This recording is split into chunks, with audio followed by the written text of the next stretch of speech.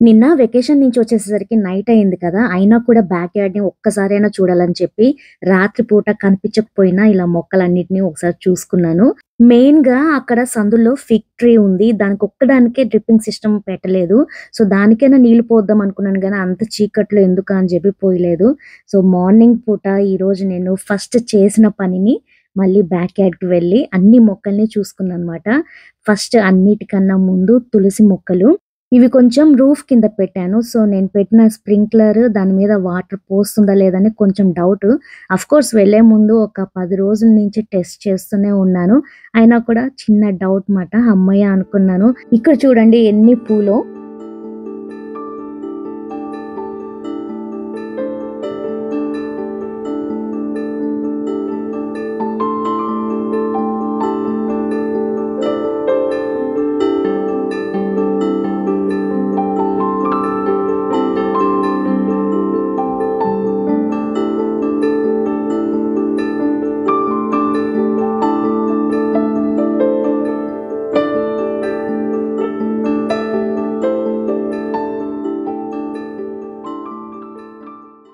ఇక్కడ చూడండి రోజ్‌మేరీ పక్కనోళ్ళు చిన్న కొమ్మిస్తే ఇలా కుండీలో పెట్టానమాట.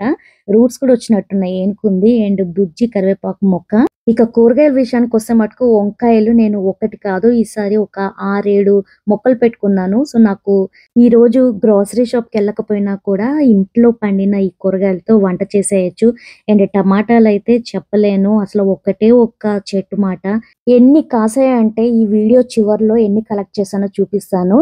అండ్ ఇంకా వంకాయలు కూడా ఇక్కడ ఒక కొన్ని పాట్స్‌లో కూడా పెట్టాను. ఇలా మల్టిపుల్ పాట్స్‌లో పెట్టాను. అవే ఇది నేల మీద పెట్టుంటే అండ్ ఇంకా ఎండ ఉండుంటే మటుకు చాలా బాగా కాసేవి.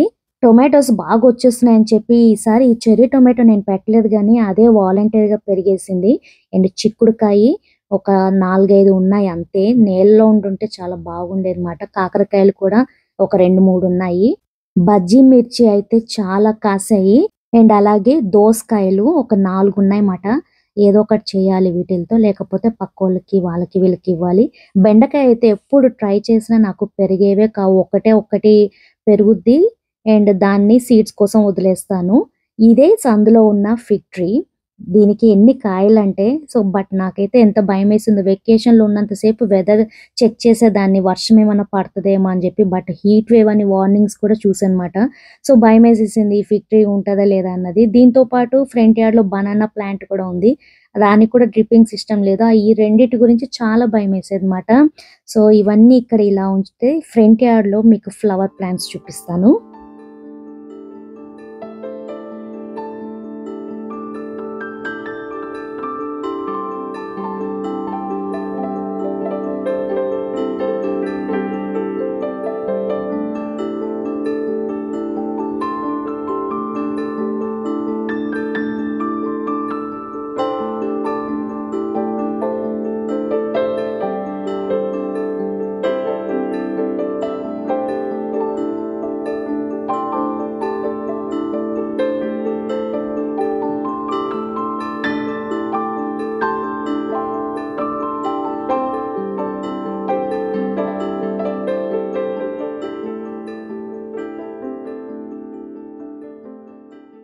సో, ఇవ్వండి రకరకాల కలర్స్‌లో ఫ్రంట్ యార్డ్‌లో ఫ్లవర్స్.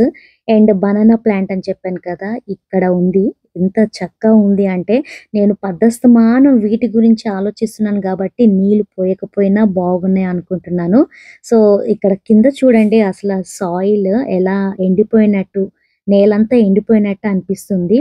బట్ లక్కీగా సర్వైవ్ అయినాయి. సో, ఇదండి ఈరోజైతే గ్రోసరీకి వెళ్ళకుండా ఇంట్లో ఈ కూరగాయలను హార్వెస్ట్ చేసుకుందాం. హోప్ మీ అందరికీ నా garden update after 18 days of vacation నచ్చింది అనుకుంటున్నాను. నచ్చినట్టయితే ఒక లైక్ చేయండి. తిరిగి మరొక వీడియోతో మళ్ళీ కలుసుకుందాము. అంతవరకు సెలవు.